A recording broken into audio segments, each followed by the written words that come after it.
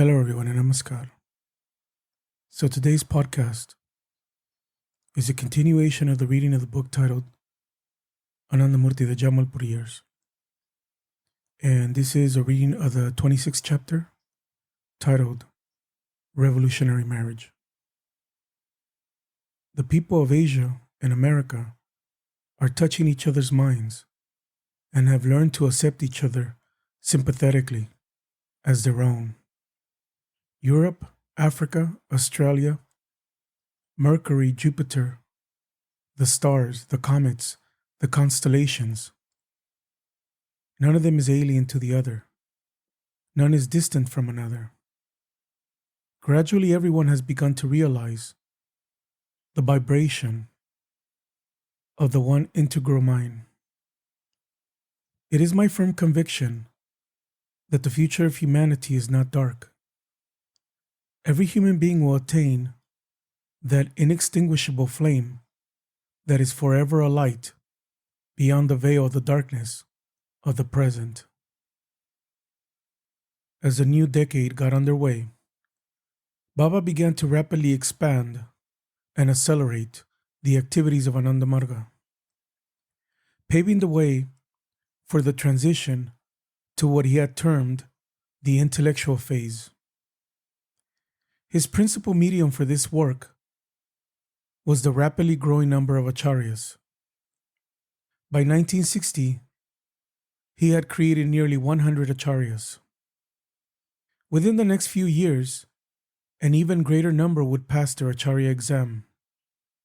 More of Baba's time was now taken up with the training of these acharyas. He often held classes for them at the Jagrati.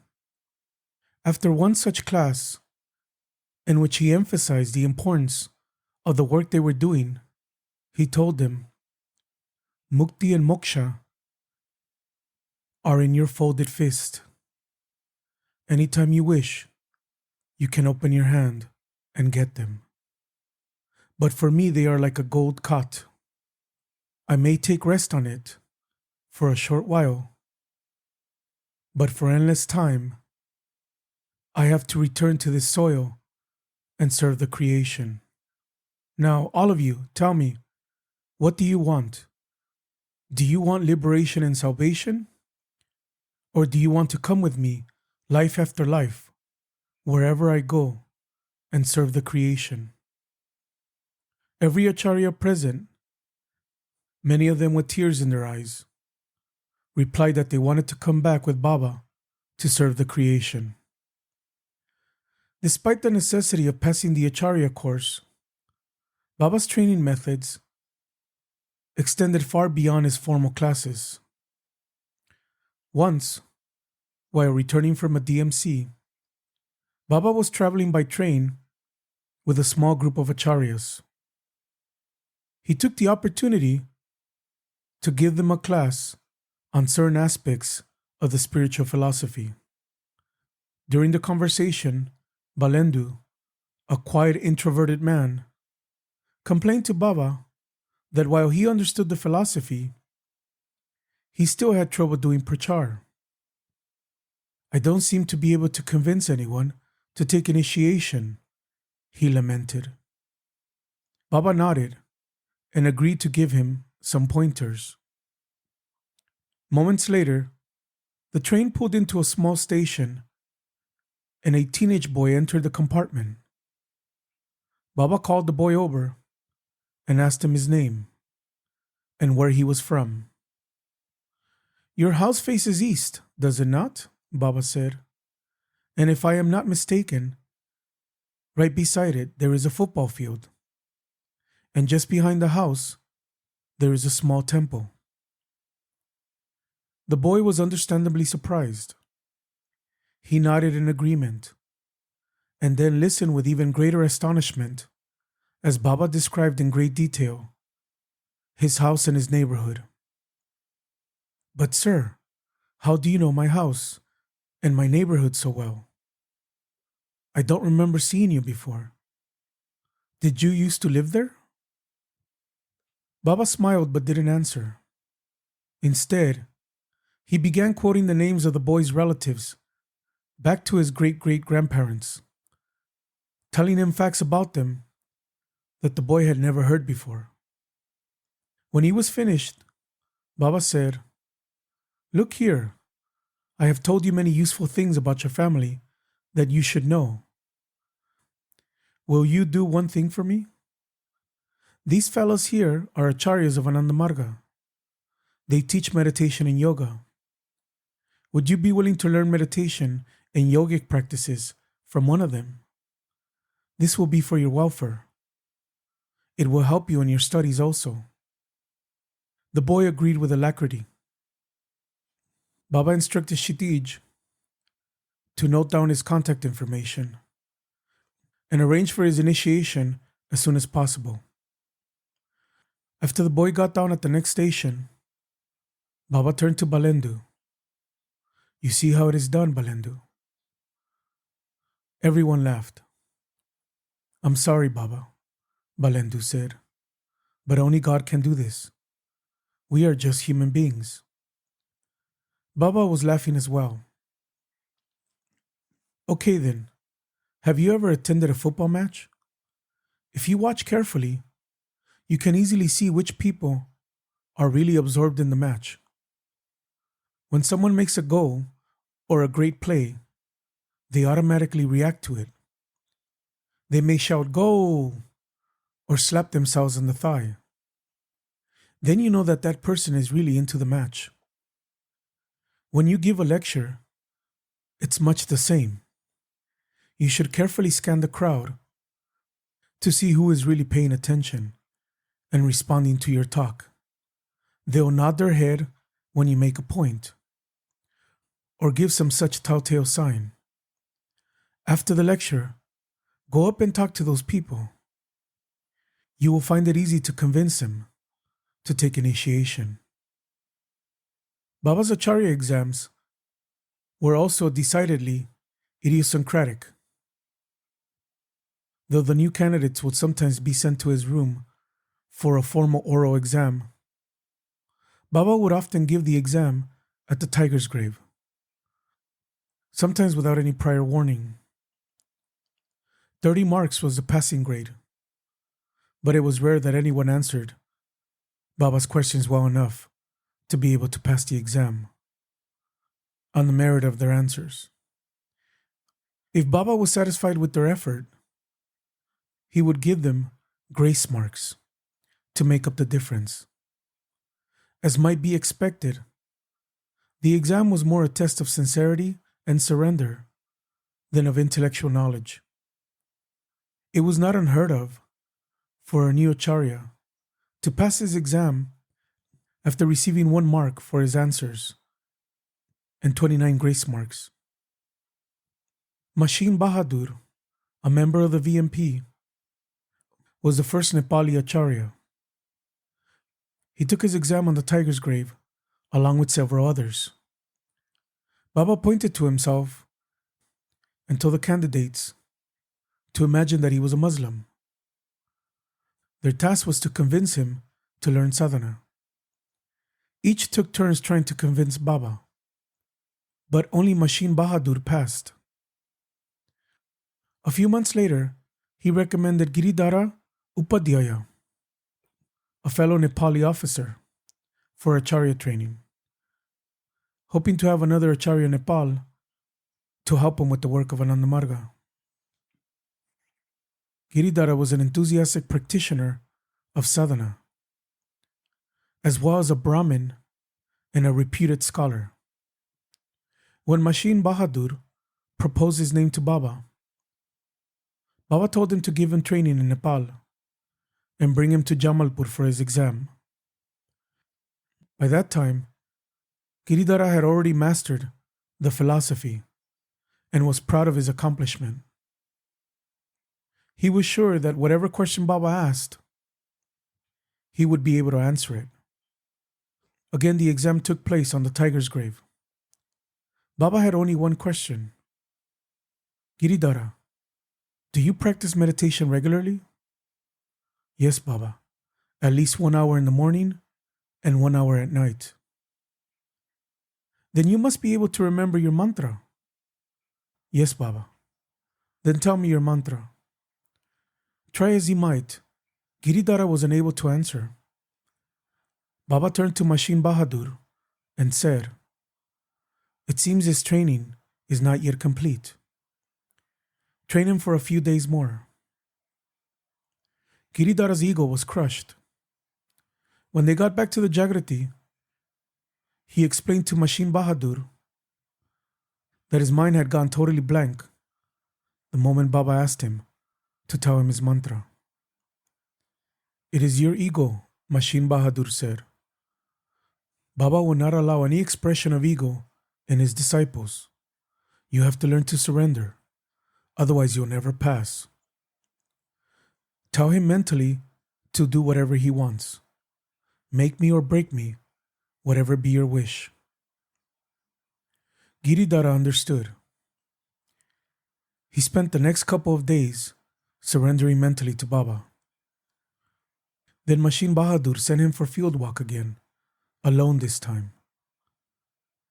As Baba saw him approaching, he shouted out, Giridhara, go to the General Secretary and collect your Acharya certificate. Bisheshwar's Acharya exam took place after he attended the first Proud training in Jamalpur in 1959.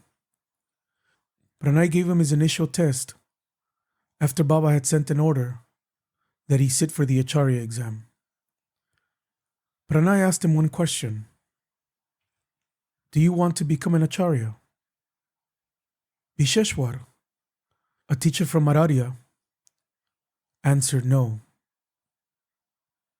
Pranay declared him passed and sent him on field walk for his final exam. When they reached the tiger's grave that night, Baba asked him several questions, none of which he could answer to Baba's satisfaction. The first question Baba asked was, if a Muslim girl wants to marry a Hindu boy, what should you do? I would give them permission, he answered. No, that is not the correct move. If they want to do a love marriage, then first, you should test the intensity of their love. You should tell the girl to ask the boy whether or not he would be willing to convert to Islam. If he shows his willingness, then it will prove he loves her. Tell Pranay that you failed the exam, but he can send you again tomorrow evening. You can repeat the exam then. When they reached the tiger's grave the next evening, Bisheshwar was thoroughly annoyed. He had already made up his mind to tell Baba that he didn't want to take the test, that it was too hard, that no one could pass such a test, and hence, he had decided not to become an Acharya. Before he had a chance to say anything, however, Baba took an Acharya certificate out of his pocket, wrote Bisheshwar's name on it, signed it, and handed it to him, without even mentioning the exam. Pratapaditya's exam took place at the tiger's grave in the summer of 1960. By then, a Proud section had been added to the regular exam. Since Pratapaditya had an MA in political science, he was sure he could pass this portion of the exam, at least without any difficulty. Baba's lone question was on an aspect of international politics he knew nothing about, and he was unable to answer. Keep studying, Baba told him. After a couple of days, he was sent back on field walk to take the Proud exam again. By this time, he had realized that it was not possible to pass Baba's exam unless Baba willed it so, that it was not a matter of knowledge, but of devotion. This time he did not even mention the exam. He was happy just to be sitting there with Baba. Someone else, however, mentioned it to Baba. Baba immediately asked him for his application. took out his flashlight and a pen, and wrote, "Passed," across the top, without asking a single question. Baban's Acharya exam, which had taken place a few years earlier, had even less to do with philosophy. Gopen brought him to Baba's house for his exam, but instead, Baba took him to the field.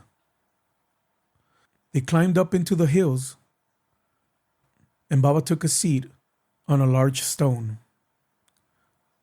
"Go to the top of that hillock and jump down," Baba told him.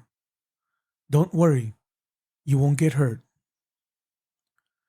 Baban did as Baba asked, shouting Baba's name as he jumped. He landed in a small patch of mud. Except for getting his clothes dirty, he was fine. As Baba was helping him to get unstuck, he said, "Your Acharya exam is now over. You passed." When Professor Indradev Gupta took his exam, he took the precaution of consulting with an authority on the subject before answering Baba's questions. Beloved Baba was giving darshan in Jamalpur. There were 10 to 12 of us. Suddenly Baba said that he was going to conduct an examination for all the trainees. At the very outset, Baba put a question to me in English. The question was as follows. The human body is endowed with living cells. Because these cells have life, they possess life force as well as mind. Is the human mind, then, a conglomerate of all the minds of each of the cells? Because the question was both difficult and in English, I didn't understand it. Since I didn't understand it, I remained silent. I kept gazing at Baba. "Why are you staring at me?" Baba said, half annoyed, half smiling. "It's your examination. Answer me. Think carefully and answer the question." Baba's facial expression used to have a fascinating, double-edged charm to it. He could simultaneously express both annoyance and sweetness. It was almost as if he could scold with one eye and enchant with the other. Then I thought, since I don't know the reply, let me ask him. I asked him mentally and immediately received an answer in my mind. I merely parroted what I heard, which was, the human mind is an independent mind. Those living cells, which had been referred to earlier, also have independent minds that hold the possibility of becoming human minds. But they are in an undeveloped stage. However, the human mind is not a composite mind, but an independent entity. When Baba heard my reply, he said half annoyed, half sweetly, "No one will consult anyone before answering. Answers will be given independently." No one understood what he meant, since I hadn't asked any of them for the answer. But I understood. Baba was telling me to think it through myself. Then he asked his second question. Does the unit mind, through the sensory organs, enjoy the original object, or the shadow of the object, or its shadow's shadow? Explain it logically. Since I didn't know the answer to this question either, I asked him internally again and received the answer. Then I repeated it orally. The unit mind does not enjoy objects in their physical form. Through the sensory organs, the mind enjoys the tanmatras emanated by the physical world, composed of the 5 fundamental factors. So here the mind does not enjoy the original object, but rather its shadow, i.e., the tanmatras of the object. But this physical world itself is a shadow of the cosmic mind. So it can be said that the unit mind does not enjoy the original object, the supreme consciousness, or its shadow, the physical world, but the shadow of the shadow, i.e., the tanmatras emanated by the physical world. The answer was correct. This time Baba was very upset. I said there should be no cheating. No one should consult with anyone else before giving his answer. Again, everyone but me was confused by what Baba said. Then Baba asked the third question. What is the difference between Purushottama and Nirguna Brahma from the point of view of philosophy?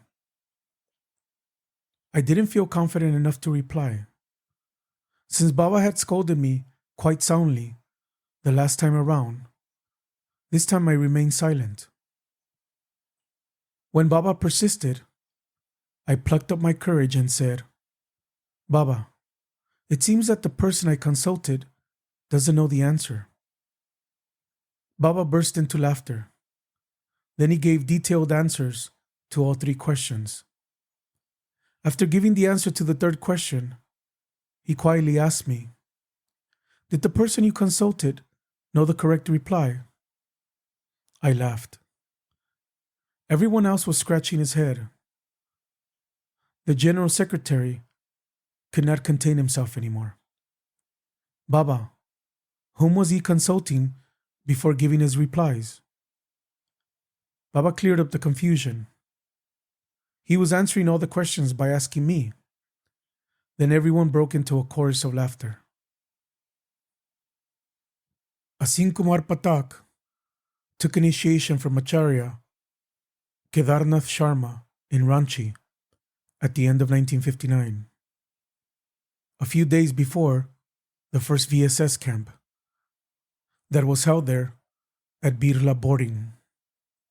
He was 20 at the time, a student and an ardent devotee of Krishna, who had been fanatically practicing various yogic techniques from books for several years, adamant that he did not need or want a guru. While Baba was at Ranchi, Kedarnath brought Asim to a general darshan over the objections of Devi Chand Sharma, who insisted that the boy wait at least 6 months before seeing Baba, as per the rule. All Asim remembered from that first darshan was that it was so philosophical he couldn't understand a single sentence. Afterward, he was convinced that Baba was a clever pundit, who was able to befool those gullible crying people with his high-sounding words. About half an hour later, Kedarnath told Asim that Baba wanted to see him. Baba said that you came late, Kedarnath told him. He said that you should have come long before. These words made Asim even more suspicious. He accompanied Kedarnath to Baba's room, where he found Baba eating his dinner. Before they went in, Kedarnath told him that he should do Sastang Pranam when he entered. But Asim was not about to do that. He gave Baba his namaskar, just as he would anyone else that he was meeting for the first time. Baba looked at him and asked, What is the highest oxide of aluminum? Asim was too surprised by the question to answer.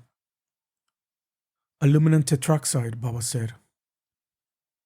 After a couple similar questions that Asim found equally irrelevant, he was led out of Baba's room, his frustration mounting.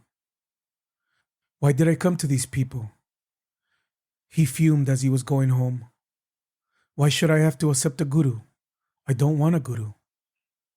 But as soon as he arrived home, he was overpowered by an inexplicable desire to see Baba again.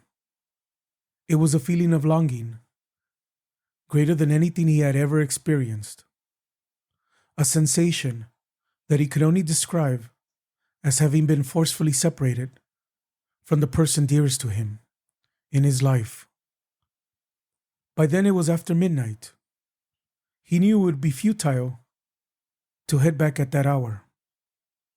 After a fitful sleep, he got up at 5, took a shower, and got on his bicycle to head back to the house where Baba was staying. It was 6 o'clock when he arrived. Devi Chand Sharma was standing outside the gate. "Come, Baba is waiting for you," he said as Asim rode up. "What do you mean? Baba is waiting for me. I didn't tell anybody I was coming." Devi Chand grabbed his hand and said in his normal gruff manner, "Come, you will understand everything." He led him into Baba's room, where Baba was waiting to conduct PC. Having informed Devi Chand earlier that Asim would be arriving at that time for personal contact. This time Asim did Sastang Pranam when he entered the room. As soon as he sat up, Baba began recounting details and incidents from his life that no one could have possibly known. One after the other, until Asim was convinced that Baba was able to read his mind. Baba told him why some of his practices he had learned from books were misguided.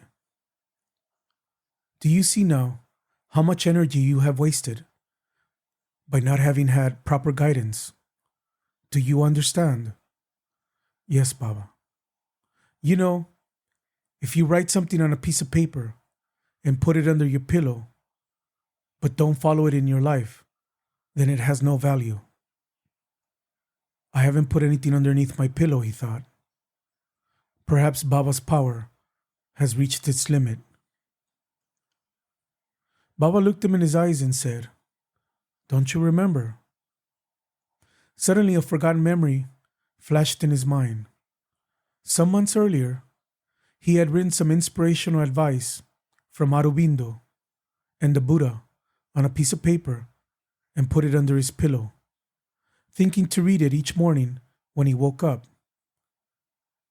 But he had forgotten about it and never read it again. "Baba, how did you know that?" "Your mind tells me." Asim was not satisfied with the answer, since he himself had forgotten the incident. "Who are you?" he asked. Baba smiled. "I am not your guru. I am your Baba." Asim began to cry. Baba called him closer and touched his trikuti. He became lost in a blissful, effulgent light and entered into a state of trance. When he came out of his trance, Baba asked him to hold his feet and take an oath. The oath was in English, a language Asim didn't understand at the time. Asim repeated it and then asked Baba what it meant. Baba smiled and translated it into Hindi for him. Then he added, "You came very late. You should have come earlier." After his PC, Asim found himself torn between his devotion to Krishna and his love for Baba. When Baba returned to Ranchi in April, Asim heard that he would be given DMC in Saharsa in the middle of May to celebrate Anandapurnima. He had no idea what DMC was, much less Anandapurnima, but he was seized by a powerful desire to attend. When he told Baba of his desire, thinking that Baba might ask one of the older disciples to help him, Baba said, "Develop your willpower." After Baba left for Jamalpur, a sense of determination flared in Asim's mind. He started selling the few possessions he owned, a few books and some clothes, adamant that he would find a way to raise the money for the train ticket. But when Kshitij learned of what he was doing, he told him to stop. He would take him to Saharsa with him. Thus, on May 14, Asim found himself traveling in the same first-class compartment as Baba. While Baba was talking with the other devotees in the compartment, Asim decided to test him. He had seen that Baba could look within his mind. But was it really true, what the devotees said? That Baba resided within every mind, all the time? How could this be possible? If Baba really knows everything of everyone, all the time, he thought, he will look at me just now. At that moment, Baba turned and looked at him, and then returned to his conversation. Maybe it was a coincidence, Asim thought. Maybe he was thinking about me while he was talking to the other Margis. I'll let some time go by and try again. 15 or 20 minutes passed. Again he said to himself, if he is really within everyone's mind all the time, then he will look at me just now. Again Baba looked at him and smiled, and then turned to his conversation. Still, Asim was not 100% convinced. Maybe he was still paying attention to me somehow, he thought. But he can't possibly know what is going on inside my mind when his attention is occupied elsewhere. Shortly afterward, the train pulled into the next station, and a group of devotees entered and started talking with Baba. They brought him food and flowers and offered their pranams. Ah, Asim thought, now is the perfect opportunity. While Baba is busy with these Margis, if he knows everything of this world all the time, he will look at me just now. Baba looked at him and said, my child, why are you thinking in this way? Again Baba turned his attention back to the Margis. Asim was left to choke down his embarrassment. Later in the trip, Asim had a chance to be alone with Baba in the compartment. Baba was reclining on his berth when he asked Asim to tell him 3 things he was proud of. Baba, the first thing I'm proud of is my singing voice. The second is that I'm handsome. And the third is that I'm a good devotee. You know, when I was a child, I used to study music with a teacher. He taught me some Rabindra Samgita. Do you want to hear? Yes, Baba. Please sing. Baba sang 3 songs. Kon alote praner Pradeep Jaliya. Sada Kaba, Premi Kaba, Pagologo, and Tumi Kahar Sondane. Asim was enthralled. It seemed as if he had never heard such a sweet voice in his life. Now you sing the same 3 songs, Baba said, and I will listen. Asim sang the first song, but after listening to Baba, his own voice sounded to him like a donkey's brain in the wake of a cuckoo song. He was so embarrassed that when Baba asked him to sing the second song, he requested Baba to sing instead. No, Baba replied. It is a little difficult to sing while lying down. I want to take rest for a while.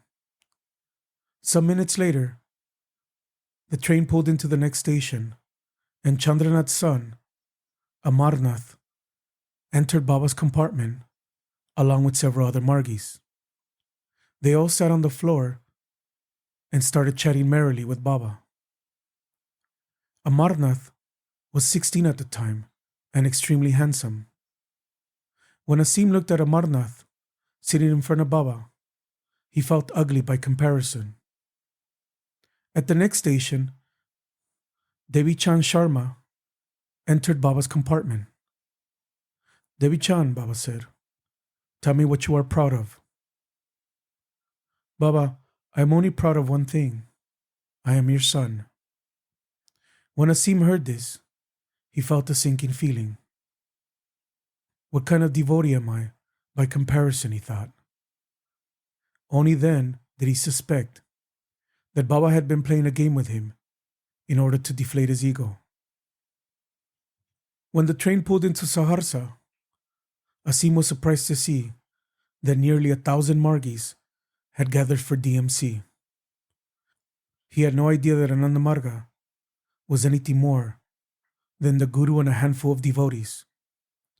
Baba was taken to the house of Bal Mukunda Rastogi, where a room had been prepared for him to stay during the program. It was breakfast time, but when Baba was brought his breakfast, he refused to eat it. The Margis became worried that they had committed some mistake. Cautiously, they asked Baba if they had done anything wrong. No, he told them, you haven't done anything wrong, but someone else has. Baba told them to call a certain Margi to his room. They went out to the compound where the Margis had gathered to attend Baba's darshan and made an announcement by loudspeaker, but no one came forward. Knowing that Baba would not eat until they found him, they conducted a search. And finally they found a young man sleeping behind the stage. They brought him to Baba along with his acharya. As soon as he was presented to Baba, Baba asked him how he had came. By train, Baba. I know, but how did you come? By train. That is not what I am asking. Did you purchase a ticket? Yes, Baba. And where did you get the money for this ticket? This time the young man did not answer, but his fear was visible on his face. Nothing to say, huh? Then I will tell the story of how you got this money. Baba looked at the Margis and pointed to the young man. This boy has committed a crime. He stole that money from the pocket of a carpenter. 62 rupees. It was the man's monthly earnings. He was on his way to purchase provisions for his family. After he noticed that the money was gone, he became so distraught. He began saying that there is no God in this universe, no divine justice, that he was going to commit suicide because he was a poor man and could not survive without that money. Now I am responsible, since it is my devotee who stole his money. Baba called the young man's acharya and started scolding him for initiating the boy without having properly evaluated his conduct. Then he told the young man to touch the feet of everyone present and leave. When he was going out the door, Baba called him back. I want you to return that money to the person you stole it from. The young man was crying now. But Baba, how can I do that? I don't know who he is or where he lives. You will not get off so easily. Ask someone here to run to the post office and bring back a money order form. A few minutes later, one Margi returned with the form. Baba took out his pen and wrote the name and address of the carpenter on it. He handed it to the boy. Now go to the post office with your acharya and send the money. Write on the back of the money order that you have stolen this money from him, and now you are returning it. Baba told the young man's acharya to make sure that he followed his instructions. When they had gone, he told the Margis, actually, he is a sincere devotee. When I conducted his PC, I took an oath from him not to pick any more pockets. Up until a few days ago, he had kept his oath. But when he heard that Baba was coming here, he decided to pick one last pocket so that he can have my darshan. So you see, it is my responsibility. On the night of the DMC, Asim was seated near the front. During the Guru Puja that followed Baba's discourse, he suddenly saw Baba disappear from the platform. In his place, he saw the figure of Krishna, surrounded by the bright blue effulgence. Within moments, Asim lost consciousness of his surroundings. He started making a soft choking sound. Several minutes passed. When he opened his eyes again, he saw Baba standing in front of him, on his way out of the compound. Boyecho, Baba asked him in Bengali. Understood? Asim reached out and grabbed Baba. Discipline, discipline, Baba ordered. Asim let go. But as soon as Baba left, he started crying and remained in that condition for the next 7 or 8 days. By 1960, Baba had become an auditor in the accounts department, with a reputation for strictness and thoroughness that was unmatched in the workplace. Even high-ranking officers used to become apprehensive when they heard that PR Sarkar was coming to inspect their office. And it was commonly whispered that if there were any irregularity in their accounts, PR Sarkar would be sure to find it. His subordinates recalled that when they accompanied him on inspection, he would regularly direct them to the exact page of the exact ledger that contained bookkeeping errors, something they were used to from the accounts office, where he would often call out across the room while they were working to alert them to an incorrect entry they had just made. Nor was it a secret that Baba vocally condemned some of the senior officers for the way they treated the people who worked for them. In early summer, Baba went to inspect the books of Sarvananda, one of the supervisory officers. When Baba found evidence of corruption and misappropriation of funds, Sarvananda tried to convince him to hush it up. Baba not only made the matter public, he scolded him mercilessly in front of his subordinates. Things soon became uncomfortable for Sarvananda, that within a matter of weeks, he resigned from his job. But not before filing a report that eventually led to Baba being transferred. Part of the charges levied against him was that he was allegedly converting Muslims to Hinduism. Shortly after Sarvananda's departure, notice arrived of Baba's transfer to Asansol, some 220 kilometers from Calcutta. A furor broke out among the local Margis, who were aghast at the thought of losing Baba to another city, and worried about how they would be able to administer the organization without Baba's immediate physical guidance. Pranay called a meeting of all acharyas and senior Margis. They took a collective decision to ask Baba to resign from his service. Pledges were taken to provide Baba with the money he would need to maintain his family. Then they took the proposal to Baba in the form of a written letter. Baba read the letter and wrote, "Rejected," at the top. "It is a good proposal," he said, "but it is not yet time for me to resign from my service. Nor is there any reason to worry about my transfer. Let tomorrow take care of tomorrow. For now, I will go on leave. Let us see what happens." Baba requested 1 month's leave for the stated purpose of putting his personal affairs in order. The day before he went on leave, Nilen Bose approached him during the lunch break to commiserate.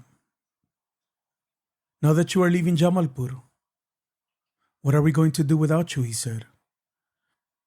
"Every day we listen to your stories and your advice. When will we ever get such a chance again? Don't worry, Baba said. I will not be transferred. But your transfer letter has come. I assure you, after my leave is over, I will be sitting at this same desk, doing the same work. Baba did not, however, mention this to the Margis, nor did he make any plans or preparations, either personal or organizational. Instead, he went on tour to a number of different cities where Anandamarga was active. Whenever Pranay or other Margis brought up his transfer, he told them that there was no need to be concerned. Time would take care of it. At the end of June, while Baba was on leave, he developed a boil on his leg. Instead of taking rest, as Pranay insisted, he went to Muzaffarpur as scheduled and stayed there for 8 days in the house of Acharya Sakaldev. The word spread quickly that Baba had come, and Sakaldev's house was soon turned into an ashram, with devotees constantly coming and going to see Baba and attend the morning and evening general darshan. One day, Baba was sitting in his room with Acharya Gangasharan and his family. In the course of the conversation, Gangasharan asked his niece, Indu, in a playful way, when she was going to get married. When she didn't reply, Baba answered for her. Don't worry, he said.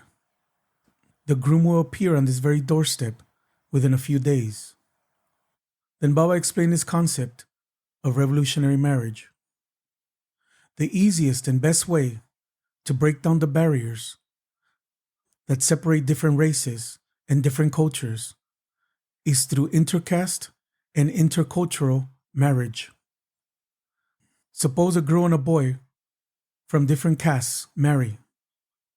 It will help to dissolve their own caste feeling, and their children will have no caste. Suppose a boy of this land marries a girl from England. He would never like to see England ruined, and vice versa. Nor will their children have anti-English or anti-Indian feelings. It is the easiest way to break down these barriers. A couple days later, Sujit was massaging Baba when Baba sent him home on pretext that he wanted to do sadhana. Shortly after he left, Gangasharan arrived with his family and a number of other Margis, including Nagina and Shashi Ranjan. While Baba was conversing with them, he announced that he wanted a revolutionary marriage to be solemnized within the next 24 hours. Indu, if she agreed, would be the bride. Sujit would be the groom. Baba sent someone to bring Sujit, who was surprised that Baba would call him back so quickly. When Sujit entered the room and did pranam, Baba told him, Sujit, if you agree and the girl agrees, then I want you to marry Indu. Baba called Indu into the room and repeated what he had told Sujit. The marriage was fixed for the following evening. The sudden decision was a shock to both the bride and the groom, but they acceded to the wish of their guru. Despite the fact that they not only came from different castes, but lived in Bihar, the most caste-conscious region of India. In fact, it would be many years before either Sujit's parents or the other non-Margi members of his family would openly accept their marriage or offer any kind of support to the young couple. The next morning in General Darshan, July 8, Gangasharan folded his hands in Namaskar and invited everyone to the wedding. Then, getting slightly carried away, he invited all the subtler and subtlest entities of the universe, as well as all disciples of Baba on this planet or any other. The marriage was celebrated that evening with a traditional wedding procession. Baba accompanied the groom's party halfway to Ganga Sharan's house, where the bridal party was waiting to receive them. Then he asked his driver to take him to Ganga Sharan's so he can welcome the groom's party as a member of the bridal party. On his arrival there, he politely requested everyone not to insult him, since he was coming as a member of the bride's party. It being the custom in Bihar for the bride's party to welcome guests from the groom's side with colorful, abusive epithets. The ceremony took place on the roof of Ganga Sharan's house, a spacious, flat surface that was able to accommodate the more than 300 Margis and neighbors who attended. Many neighbors, unable to attend for lack of space, climbed into the nearby trees to watch. Devotional songs followed, and Indu quickly became abnormal, carried away by her devotional fervor. Baba scolded her and warned her that if she didn't remain normal for her wedding, he wouldn't stay. Then he joked that it was normal for Indu to become abnormal. During the reception afterward, it was her new husband's turn to become abnormal during the devotional singing. That night, while Ganga Sharan was sleeping on the veranda, he had a dream that many saints and sages with white beards and beads entered the compound, paid their respects to the new couple, and went away. The next morning, when Baba was getting ready to leave for Jamalpur, Ganga Sharan asked him about his dream. "It was due to your invitation," Baba said. "Do you think that human beings were the only beings to attend?" After the wedding, Indu and Sujit went to Jamalpur for what amounted to their honeymoon. They went on field walk with Baba on their first night there. The next day, a telegram arrived from Pranay in Bolpur with the message that he needed an English-speaking acharya right away to deliver a lecture at Shantiniketan University. Baba asked Sujit to go. He selected a topic and gave him some suggestions on how to organize his talk. Then he called Sujit and Indu into his room to bless their marriage. That night, Sujit left for Shantiniketan, and the honeymoon was over. Neither one complained. For both of them, Baba's work came first, and this would continue to be the theme of their lives. The same week, a letter arrived from Baba's sister in Chinchura, informing him that his son, Gautam, had been born on the 9th in Bandel at Uma Sarkar's parents' house, where she had gone for the last stage of her pregnancy and the birth of her first child. In keeping with a centuries-old Indian tradition, Baba noted down the date in his diary, but as usual, there was nothing in his demeanor to show that anything had changed. Even after Uma Devi returned to Jamalpur a few weeks later with the newborn child. After Indu and Sujit's marriage, revolutionary or intercaste, intercultural marriages quickly became the norm in Anandamarga. Instead of looking for suitable partners within their caste, a rigid practice in traditional Hindu society, or within their religion, in the case of other religions, Margi families started making it known that any caste would be acceptable, except their own. The backlash from the non-Margi members of their families, as well as from neighbors and colleagues, was predictable and immediate. In a country and at time where it was not unheard of for intercaste couples to be physically attacked or even killed for breaking taboo.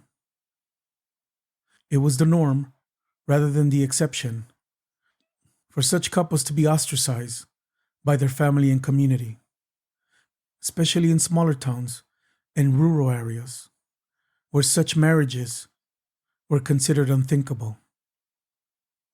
Each couple had their stories to tell of the trials they had to face, but they accepted them willingly and pointed to them as a badge of honor in their struggle to spread their guru's teachings. Yours should be a pauseless struggle against corruption, hypocrisy, and animality, Baba had told them. And in January 1961, he gave them the message that would become the foremost creed of all Margis. As the organization began to grow rapidly and meet the mounting opposition that Baba had warned them to expect. Fight for your ideology. Be one with your ideology. Live for your ideology. Die for your ideology. Revolutionary marriage was simply another way to put their ideology into practice.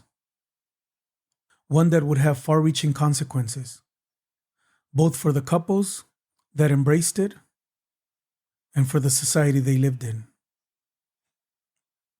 With the rapid implementation of intercaste marriage and the strict prohibition against accepting dowry, already long since established in the Anandamarga community, only one social evil regarding marriage remained to be dealt with: the prohibition against widow remarriage.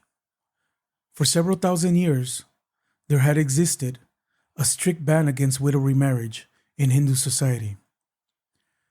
When a woman's husband died, she was expected to remain in chaste enclosure for the rest of her life, either in self-imposed exile in her husband's house, or in some cases, banished to widows' ashrams. For centuries, a woman who immolated herself on her husband's funeral pyre, a practice known as sati, was considered the most virtuous of women and promised liberation by the scriptures. In fact, the word sati means virtuous woman. Though the British had outlawed sati in the 19th century, the social taboos against widow marriage still remain firmly in place.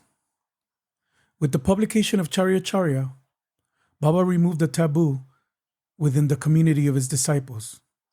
He declared that any man who married a widow or a shelterless, fallen, or outcast woman would be considered Dharma Mitram, a friend of Dharma, and would be honored with that title within Anandamarga.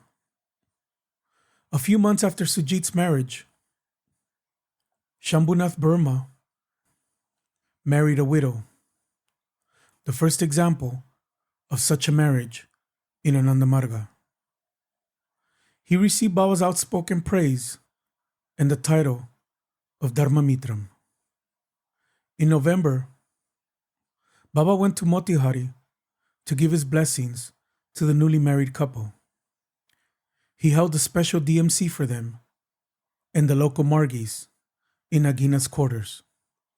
Thereafter, widow remarriage became a common occurrence in Anandamarga. After Sujit's marriage, Baba extended his leave by an additional month and continued touring various cities. During this time, he told the Margis that they should start making preparations for propagating the ideology outside India. Three acharyas, Asthana, Sarangi, and Srivastava, took the initiative to form a committee and proposed the name Foreign Prachar Committee to Baba. You can use this name for the time being, Baba told him, but at some point it will have to be changed. No one is foreign to us. He quoted a Sanskrit saying, Hara me pita, Gauri mata, Swadesha, Bhuvantrayam. The Lord is my father, Prakriti is my mother, and the universe is my homeland. He went on to explain why Anandamarga would gain acceptance in other countries. First, because neither capitalism nor communism can fulfill the needs of human life, and hence have no future. Only a spiritually based economy can succeed. Second, because people outside of India are hungry for spirituality, and those with a scientific or rational background will easily adopt our ideology. Baba then gave a long discourse about the different cultures of the world, their languages, religions, social customs, history, geography, and flora and fauna. One Margi asked Baba, "We see you all the time in Jamalpur. When did you visit those countries to be able to know them so well?" Baba laughed and said, "In the government, you have a system of special messengers to convey and collect messages and information. I also have my own courier system that brings everything to me at Jamalpur." When his leave was about to finish, Baba returned to Jamalpur to a group of concerned Margis who were wondering what action they should take now that his transfer could be put off no longer. But the next day, a telegram arrived in the accounts department canceling the transfer. When an excited Pranay brought the telegram to Baba,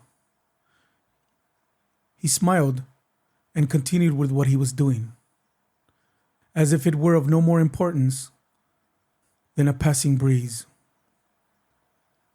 Thank you.